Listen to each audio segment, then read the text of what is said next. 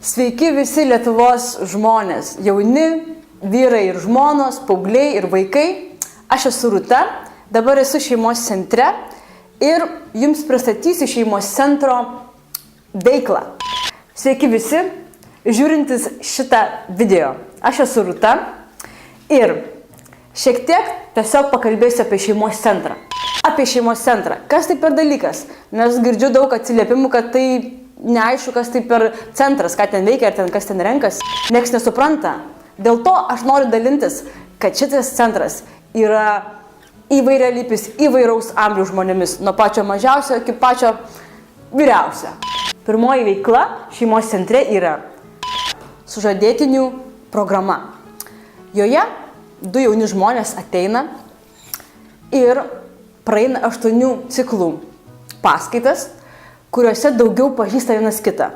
Čia rodau pratybas, iš kurių sužadėtiniai tiesiog šiek tiek mokosi vienas kitą pažinti. Jie pildo tuos sąsiuvinius. Sužadėtinių kursus veda savanoriai, tai yra šeimos ir taip pat ir šeimos centro darbuotojai.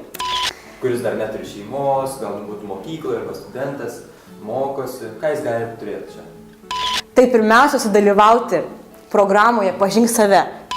Tai yra lytiškumo ugdymo ir rengimosi šeimai programa Pažink save. Aš taip pat joje dalyvavau ir dabar esu šios programos savanorė.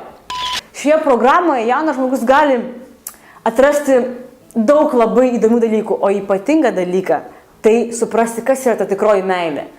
Taip pat geriau susipažinti su savimi, su savo hormonų audromis, kas yra lytiškumas suprasti ir daug kitų įdomių dalykų, kurie tikrai veža.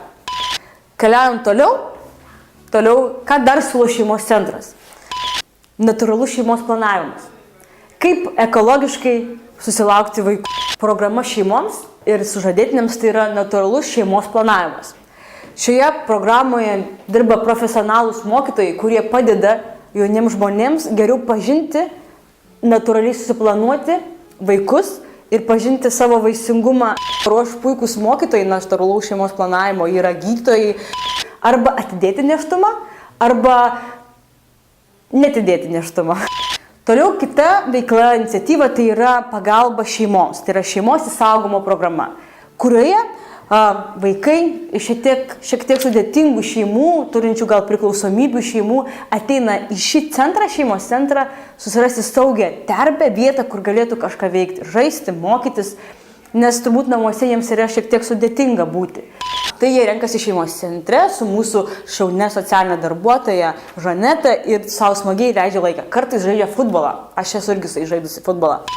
Taip pat šita programa yra skirta ir tėveliams, kurie irgi netranda santykių su vaikais, galbūt turi priklausomybių, su jais yra dirbama ir suteikama psichologinė, socialinė pagalba. Kita programa, galbūt veikla, tai yra šeimoms mamų klubas. Mamytės renkasi pasikalbėti, padiskutuoti, pasitarti, kaip auginti vaikus, apie savo rūpesčius, ką gaminti, ko negaminti. Taigi kita iniciatyva, programa, veikla, kurią siūlo šeimos centras, tai yra moterims, kurios turi problemų dėl nėštumo arba kurios nėra palaikomos artimųjų ir ar nenori to vaikelio, siūlo šeimos centras krizinio nėštumo programą. Šioje programoje taip pat yra daug bendraujama su tom mamom, kalbamas ir suteikama visa psichologinė, socialinė, netgi materialioji pagalba. Ir taip pat informatyviai supažindinti apie tai, kas dedas joje, kas vyksta, kaip vaikelis auga. Tik tai viskas dėl to gėrio, kad tas vaikelis, kuris susimezgė joje, gimtų. Tai taip pat yra išsiskyrusių žmonių grupė, kurioje šeimos centras padeda žmonėms atsistoti tiesiog ant kojų ir vėl kibti į gyvenimą. Kad gal ir labai daug tų veiklų ir kad tiesiog labai sunku viską apreipti, tačiau